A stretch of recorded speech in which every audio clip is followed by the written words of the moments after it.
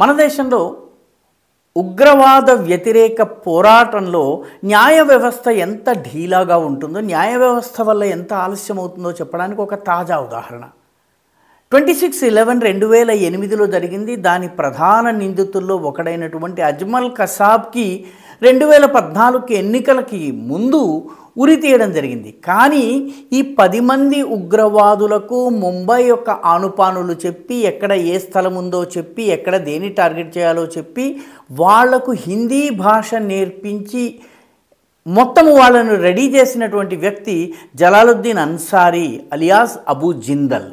ఈ అబూ జిందల్ మీద కేసు కొనసాగించేందుకు ఇప్పటి వరకు అనుమతి లభించలేదు.